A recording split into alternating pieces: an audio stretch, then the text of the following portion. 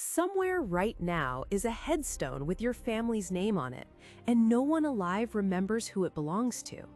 Every grave begins with a promise. You will be remembered. A marker is set, a date carved, flowers placed while grief is fresh and names are still spoken out loud. But memory has a half-life. Within 2 or 3 generations, visits thin out. Children come often. Grandchildren come sometimes. Great-grandchildren may not come at all. This isn't neglect, it's simply how lives move forward. A grave rests on 2 kinds of permanence. One is physical, stone, soil, a plot of land with boundaries drawn on a map. The other is social, someone choosing to return again and again to keep a name in circulation. When a grave stops being visited, the social permanence fades first. The physical one lingers, quietly changing. Without regular care, the land begins to reclaim the space. Flowers collapse back into the earth, grass grows taller around the base where mowers don't quite reach. Moss and lichen spread slowly across the stone. Not dramatic, just patient. The ground itself settles. Coffins weaken over decades, soil compacts, rain and frost shift the earth. Headstones tilt, then lean, sometimes sinking a few inches at a time. Stone doesn't fail all at once. It erodes from the surface inward. Water enters tiny pores, freezes, expands. Pollution and rain soften marble and limestone. Roots press from below. Letters lose their sharp edges. Shallow carvings fade first. Often the stone still stands long after the name has become difficult, then impossible to read. The monument survives, but the identity slips away. Cemeteries notice this, but they don't work like museums. Their duty is usually to the grounds as a whole, mowing paths, keeping trees from falling, making the place safe to walk through. They rarely have the resources to restore each individual grave. Without a family asking, a tilted stone may remain tilted.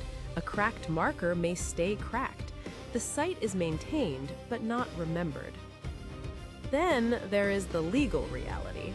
In many parts of the world, graves are not owned forever, they are leased. In countries like Germany, Greece, and Singapore, burial plots are granted for a fixed period, often somewhere between 20 and 70 years. If no one renews the lease, the cemetery can legally reuse the space. This reuse is planned and regulated, not casual. Records are checked, time has already passed. In some places, remaining bones are gathered and placed deeper in the same grave. In others, they are moved to an ossuary, a shared resting place that has existed for centuries. A new burial follows. The plot welcomes someone else. It isn't treated as erasure, but as accommodation in a crowded world.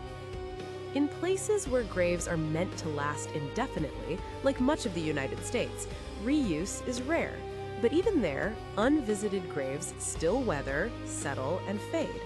The law may preserve the space, while time quietly removes the story from view. So the loss usually isn't sudden. A name disappears in stages. Fewer visits, less upkeep, letters softened by rain, sometimes a marker removed after a lease expires. Eventually, the plot blends back into the landscape. Often, the cemetery's records still hold the name, long after no eye can read it on stone. And this leads to a strange comfort. Being remembered was never guaranteed by granite or marble. It lived in the act of return, in someone choosing to walk the same path again, to stand in the same place, to say a name out loud. A child placing a single flower on an anonymous grave understands this instinctively. Memory doesn't require ownership, it only requires presence. Maybe the kindest thing we can do is visit a grave that isn't ours.